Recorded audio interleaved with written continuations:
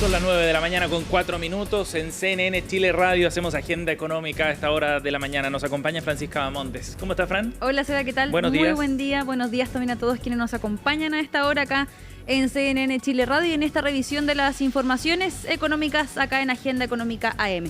Damos inicio entonces con la primera información que queremos compartir con ustedes, que tiene relación con este catastro que realiza la Corporación de Bienes de Capital en relación a las inversiones para nuestro país durante los próximos años. La información que conocimos hace poquito y que publicó también el diario El Mercurio tiene que ver con este catastro que realiza esta corporación, y es el catastro que se hizo al cuarto trimestre del año 2024, con cifras más bien consolidadas para lo que tiene que ver con el quinquenio 2024-2028 y también con otras cifras relacionadas para los próximos años. Al menos acá en ese quinquenio que yo les mencionaba, la inversión alcanzaría más de 68.500 millones de dólares en distintos tipos de proyectos. Y en relación a la información que conocimos en el tercer trimestre del año 2024, ahora hay un aumento de 5.000 millones desde esa medición anterior, y esto se debe a que se sumaron 80 iniciativas entre un periodo y otro. Esa es la diferencia por la cual entonces hay una perspectiva un poco más positiva también del número, o más bien del monto de la inversión para ese quinquenio. La mayor alza, de acuerdo a este informe, se daría, o más bien se dio, en lo que se estaba estimando para el año 2026, con una inversión de 15.000 millones de dólares, y esto es específicamente gracias al crecimiento de distintas iniciativas vinculadas principalmente en los sectores de minería y también en los sectores de energía. Acá también se ha dado entonces esta diferencia, más bien cambios que responden a proyectos nuevos que han ingresado, también modificaciones o actualizaciones del monto de inversión de proyectos ya existentes, y también otro tipo de cambios que han acelerado, por ejemplo, el cronograma en algunos proyectos o en otras iniciativas, que genera también esta diferencia o este aumento en estas cifras. Claro. Fran, es bien interesante en todo caso como señal, ¿no? Porque no se trata de un aumento específico, puntual, sino más bien de una tendencia al alza también en este catastro que hace la CBC, que viene desde hace un tiempo también, ¿no? Ha ido subiendo en la medida en que se han resuelto algunos temas bien relevantes. Ajá. Por ejemplo, la discusión constitucional hace un par de años atrás. Ese tipo de cosas, o la aprobación del proyecto de ley de royalty, sí, son como gatillos que han ido permitiendo mejorar las proyecciones en materia de inversión. De todas maneras, Seba, hay distintos puntos que también son, podríamos decirlo, justificación o los motivos por los cuales ha crecido también de manera un poco más sustantiva y permanente en el tiempo, al menos estas proyecciones de inversión. Ya lo decíamos hace un momento, esta mayor alza, de acuerdo a este catastro, se daría durante el año 2026, pero para este año 2025 ya el monto de inversión era bastante alto. Acá el cambio, o lo que estamos explicando más bien, es este cambio entre un informe y el otro, el informe del claro, tercer trimestre al cuarto trimestre, pero para el año 2025 ya había una proyección bastante alta de 19.000 millones de dólares, al menos sería el desembolso durante este año en distintos proyectos, que también se centran, por ejemplo, en estas áreas que yo te mencionaba, minería por una parte, también energía por la otra. Y ahí justamente parte de las razones que se esbozan desde la Corporación de Bienes de Capital apunta justamente a lo que tú decías, Seba. Se han resuelto barreras dentro de los mismos sectores, por ejemplo, en el caso de la minería, la perspectiva, por ejemplo, de la continuidad del precio del cobre alto ha hecho también que estas proyecciones o estas perspectivas vayan mejorando. Y por el lado también de los proyectos vinculados al área de energía, tiene que ver con que distintos proyectos también van un poco de la mano con generar o construir centros de almacenamiento, que como lo hemos estado hablando también en otras oportunidades, es uno de los principales cuellos de botella del sistema de generación de energías no convencionales en general. Y un sector que ha tomado mucho vuelo y que es muy intensivo en capital, o sea, se requieren inversiones grandes para desarrollar este tipo de proyectos, pero dadas las circunstancias de las líneas de transmisión en Chile, le han dado un vuelo muy relevante a este sector. De todas maneras, y también se ha puesto el foco precisamente en eso, en los problemas que se estaban generando, al menos en este sector, para poder avanzar de una manera más sustancial en la construcción o en el avance también de distintos proyectos. Y a este punto, Seba, también hay que sumar con mucha importancia lo que está ocurriendo también en torno al proyecto de permisología. Sabemos que también es una discusión que se está dando en el Congreso Nacional. Está esta ley marco de autorizaciones sectoriales, es una de las tantas patitas, podríamos decirlo, del proyecto en conjunto, de las iniciativas en conjunto en relación a la permisología, que ya cuenta con un apoyo más o menos relevante en lo que es el Senado, en la Comisión de Economía. Ahora lo que queda, por supuesto, es esperando que se retome el trabajo legislativo, ver cómo avanzan también las discusiones en relación a las diferencias que han surgido también en torno a ese tema. Pudimos también revisar durante fines del año pasado las discusiones que se dieron en esa materia. Sabemos también que, y lo hemos dicho en ocasiones anteriores también, el proyecto de reforma previsional acaparó toda la atención del mundo legislativo durante los últimos meses del año y el primer mes de este año 2025. Por lo tanto, todo lo que tiene que ver con otro tipo de iniciativas, por ejemplo esta, quedaron un poquito más rezagadas a segundo plano. Ahora lo que se espera es que, de vuelta entonces de este receso legislativo, los parlamentarios también puedan abocarse a este tipo de iniciativas que sin duda también han generado distintos puntos de vista, ¿no? También señalaban algunos actores vinculados a distintos gremios, por ejemplo, las distintas trabas que existen en el sistema actual para poder ir avanzando. Se señala también acá la importancia de la inversión, sin duda, para el crecimiento económico del país, un punto que también ha estado bastante en conversación, en debate en el último tiempo, precisamente por este punto vinculado a la permisología. Ese es el catastro entonces, Seba, que entrega la Corporación de Bienes de Capital. Sabemos también que son proyecciones bastante a largo plazo de lo que tienen que ver con las inversiones para nuestro país, pero al menos la perspectiva que se comunica desde esta entidad es que hay un ánimo más bien positivo en lo que van a ser las inversiones, al menos en este quinquenio del año 2024 al 2028. Y aquí sabemos lo relevante que es recuperar ese escenario pro inversión, digamos, en la medida que hay más inversión, sobre todo de proyectos grandes, eso reactiva la economía, hay crecimiento económico, hay más empleo de la mano. Este es uno de los grandes objetivos que ha tenido el gobierno también para estos años, tratar de recuperar cierto clima más favorable precisamente a esta inversión. Si en ese sentido las señales políticas logran ayudar un poco más en materia de permisología, por ejemplo, o de otras iniciativas, sería un buen trampolín, digamos, un buen impulso para las cifras que ya está trazando la corporación. Sin duda que también ahí el punto queda en ese sentido, en lo que en las discusiones, o más bien en la resolución de estas discusiones en torno a este punto que, a decir verdad, este proyecto también lleva harto tiempo ya en discusión, con un avance más bien lento, así que también es clave lo que vaya a pasar en torno a ese punto para materia de inversión en lo que queda también de este tiempo. Vamos a cambiar de tema, Seba, 9 de la mañana con 12 minutos, y vamos a conversar de ciberseguridad. ¿Por qué? Porque el cibercrimen organizado aumentó un 30% durante el año 2024, de acuerdo a un reporte que realizaba hace un par de semanas Entel Digital. Y entre los países de Latinoamérica más afectados, Chile se encuentra en cuarto lugar, de acuerdo a este estudio que también pudimos comentar en extenso en Agenda Económica PM en una de nuestras ediciones hace un par de días atrás. Acá la importancia radica, Seba, en que estos ataques cada vez se tornan un poco más sofisticados, hay más infraestructura detrás que permite también llevar a cabo este tipo de ataques de una forma mucho más silenciosa, pero también mucho más efectiva, ¿no? Y acá también radica entonces algunos cambios, o más bien normas bastante relevantes que van a entrar en vigencia desde este 1 de marzo y que son normas clave de la Ley Marco de Ciberseguridad.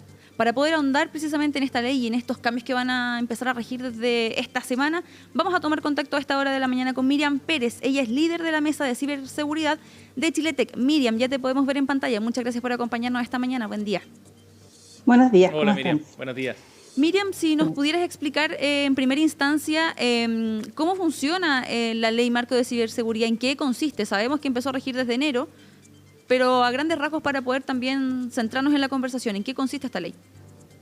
Bueno, esta ley lo que hace es hacer que las empresas tengan que informar cuando tengan algún tipo de incidente de ciberseguridad, ¿ya? Que sea de importancia. Y por lo tanto clasifica cuáles son estas empresas, las industrias que están obligadas a informar y cuáles son las medidas que se deben tomar para evitar que tengan algún incidente y que en caso de incidente se puedan recuperar rápidamente.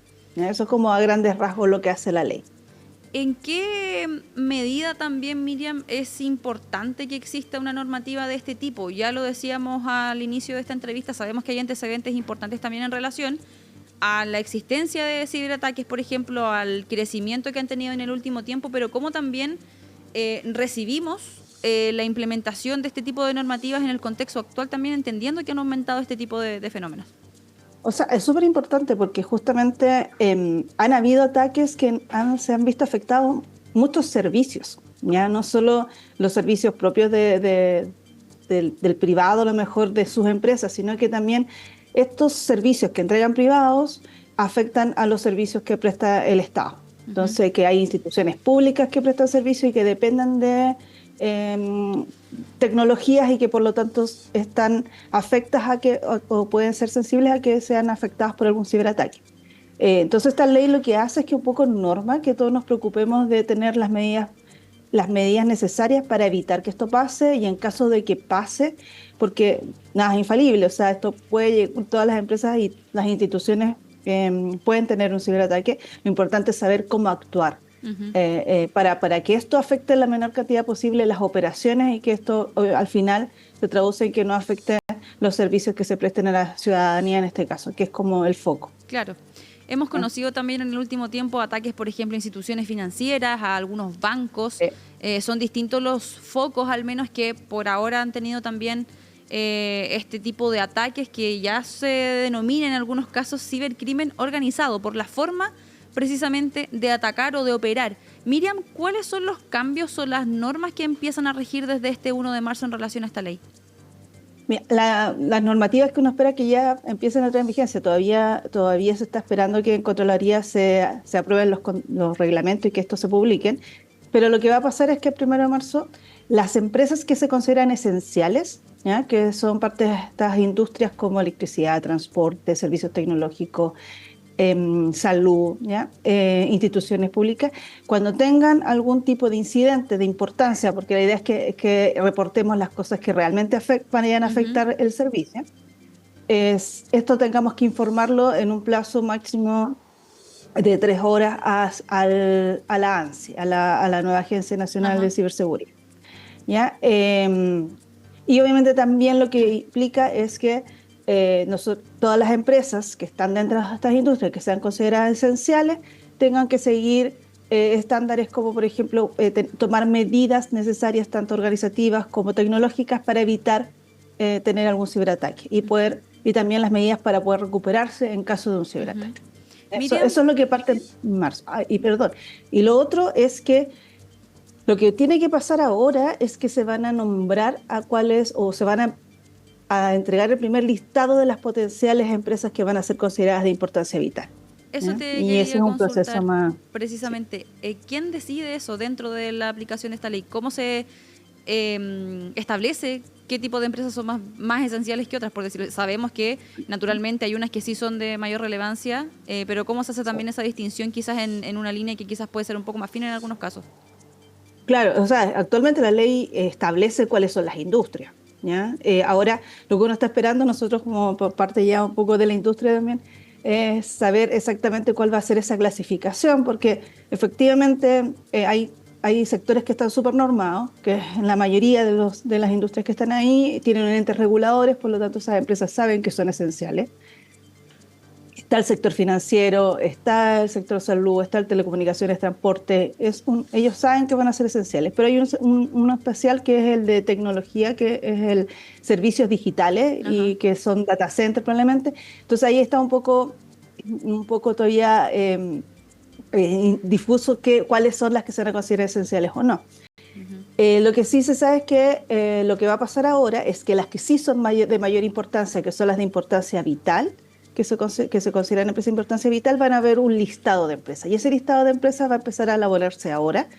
Lo que se espera es que la ANSIA haga una consulta a los entes reguladores y les pregunte a los entes reguladores cuáles consideran ellos que son estas empresas de importancia vital, y a partir de esa lista va a empezar un proceso en que se les va a informar a estas empresas que son consideradas de importancia vital, porque ellas tienen otras exigencias adicionales a los que tienen el resto de la ley, ¿ya? Y ahí ellos ya tienen que hacer un sistema de seguridad de la información que debe estar certificado por entidades que también se van a nombrar prontamente, que son las entidades certificadoras, que también sale un nuevo reglamento para eso. No, todavía esto está en marcha, todavía no sabemos cómo se va a regular exactamente, es parte de lo que estamos esperando que un poco se defina. Y ahí uno espera que ya como en septiembre estas empresas de importancia vital ya se sepa exactamente cuáles son. Ajá. Queda harto camino entonces en relación a lo que se va a dar a conocer ahora, porque por una parte, claro, está esta norma que, valga la redundancia, viene a normar el funcionamiento para ya saber en septiembre, por ejemplo, como tú indicabas, cuáles van a ser ese tipo de empresas y cuáles van a ser también parte de esas responsabilidades. Al menos esas responsabilidades ya se conocen porque la ley al menos ya lo ha estipulado de esa manera. Pero Miriam, en ese sentido también, ¿cuáles son las principales responsabilidades que van a tener a cargo estas empresas consideradas como más esenciales, claro, o de importancia vital? Por ejemplo, tienen que dar a conocer cuando son o víctimas de un ciberataque, por ejemplo, pero ¿en qué envergadura? ¿Cómo también se podría hacer? Es parte de los criterios que se están esperando, que son parte de las normas, es saber cuáles son estos criterios. Ahora, sabemos que tienen que ser incidentes que puedan afectar a gran parte de la población o parte que sean críticos. Por ejemplo, si estamos hablando de un hospital, obviamente eso es crítico porque hay información de personas, se deja de prestar el servicio en caso de tener algún incidente. Ajá. Lo que se tiene que hacer es informar a la ANSI, ¿ya? La ANSI actúa bajo secreto, por lo tanto no es que esto se va a hacer público a todo el mundo de que se está bajo un ciberataque, sino que más bien es información que se tiene que compartir con la ANSI, porque la ANSI puede coordinar junto con el CECIT, que es parte ahora de la ANSI, la forma en que se puedan recuperar y tomar las medidas de acción para que esto afecte lo menos posible. ¿Ya? Como empresas esenciales también tenemos la obligación de informar. Lo que pasa es que las empresas de importancia vital, además de tener multas que son mayores que las empresas esenciales, porque aquí vienen multas, tienen ciertas obligaciones, como por ejemplo lo que te comentaba, mantener un sistema de gestión de la información, ¿ya? De seguridad de la información, tener capacitaciones constantes a sus empleados, a sus colaboradores dentro de la empresa, tener protocolos de plan de recuperación de incidente y plan de continuidad operacional, que todos esos planes y protocolos tienen que estar certificados. Van a haber entidades certificadoras que se van a preocupar de hacer eso. Uno tiene que certificarse frente a eso y tienen que hacer constantemente evaluaciones de sus sistemas, hacer pruebas de penetración, pruebas de vulnerabilidades y de informar a la ANSI cuáles son los resultados de estas pruebas. Entonces ellos tienen mayores obligaciones normativas, controles que van a exigir que las otras empresas que sí, independiente que estén obligadas a informar un incidente de importancia, no tienen estas mismas obligaciones, pero es recomendable que obviamente todas las empresas lo tengan. Claro, que lo hagan de todas maneras. Son las 9 de la mañana con 21 minutos. Conversamos a esta hora con Miriam Pérez, líder de la Mesa de Ciberseguridad de Chile Tech, precisamente en relación a estas normas que se van a incorporar a partir del 1 de marzo en relación a la Ley Marco de Ciberseguridad. Miriam, en relación a la experiencia internacional, ¿cómo se posiciona Chile también, por ejemplo, a enfrentar este tipo de vulneraciones? Sabemos que esta norma todavía está en una puesta en marcha que le queda bastante trecho, por decirlo de alguna manera, pero ¿cuál es el análisis que también realizan ustedes desde Chile Tech en relación, por ejemplo, a otro tipo de cambios u otras normativas que funcionan a nivel internacional? ¿Cómo se ha hecho también frente a este tipo de vulneraciones que ya lo revisábamos, cada vez son más comunes?